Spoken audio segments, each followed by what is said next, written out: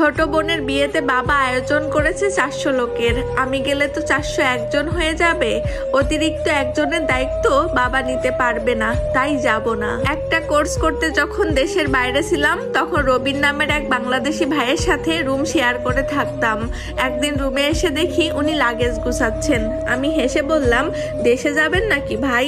সে তো দেখি মহা খুশি। রবিন ভাই লাগেজের চেনটা লাগিয়ে হাসি মুখে বলল, ভাই 8 বছর পর দেশে যাচ্ছি, মনে তো আনন্দ হবেই। ছোট বোনটাকে এতটুকু দেখে এসেছিলাম আর এখন তারই বিয়ে হয়ে যাচ্ছে। বোনটা যখন আমাকে দেখবে খুশিতে যে কি করবে এটা ভেবেই আমার চোখে পানি চলে আসতেছে। রবিন ভাই হাসি মুখে কথাগুলো বলতেছিল, অথচ আনন্দে ওনার চোখগুলো জল করতেছিল। এমন সময় রবিন ভাইয়ের বাবা ফোনে ওনার কাছে জানতে চাইলো, কিরে শুনলাম তুই নাকি দেশে আসবি? রবিন ভাই হাসি মুখে ওনার বাবাকে জানালো, হ্যাঁ বাবা আসবো, ছোট বোনের বিয়ে, বড় ভাই কিনা এসে পারে? অপর প্রান্ত থেকে ওনার বাবা বললেন, তোর শুধু এত টাকা খরচ করে আসতে হবে না, বিয়ে ঘরোয়া ভাবেই হবে। তাছাড়া নতুন জমি কিনেছি, টাকা পয়সার একটা বিষয় আছে না, তাই আসার দরকার নেই।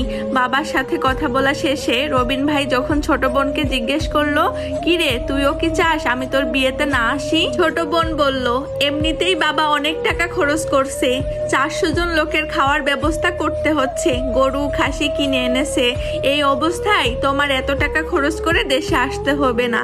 রবিন ভাই ফোনটা রেখে যখন লাগেজ থেকে কাপড়গুলো নামাচ্ছিল তখন ওনাকে জিজ্ঞেস করলাম, ভাই আপনি দেশে যাবেন না? চোখের পানি মুছতে মুছতে রবিন ভাই বললেন, বাবা বিয়েতে আয়োজন করেছে 400 লোকের, আমি গেলে তো 401 জন হয়ে যাবে।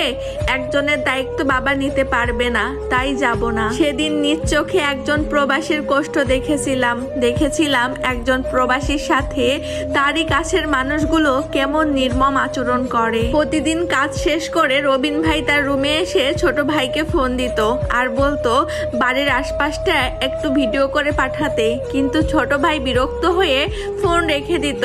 অথচ সেই ছোট ভাইকে কয়েকদিন আগেই বাইক কেনার জন্য টাকা পাঠিয়েছে। আমি যখন নতুন আইফোন কিনলাম তখন উনি আইফোনটা হাতে নিয়ে বললেন, এটাই তাহলে আইফোন যার জন্য মানুষ এত পাগল? আমি বললাম, আপনিও তো একটা ফোন কিনতে পারেন, কি একটা ফোন ব্যবহার করেন অর্ধেক ভাঙা? উনি হেসে বললেন, কিনবো একটা আইফোন ছোট বোনের জামাইয়ের জন্য। আমি ওনার দিকে তাকিয়ে মনে মনে ভাবতে লাগলাম, সব প্রবাসীরাই কি এমন হয় যারা নিজের জন্য একটুও ভাবেন না? প্রতিদিন রাতে রবিন ভাই খুব কাশতেন।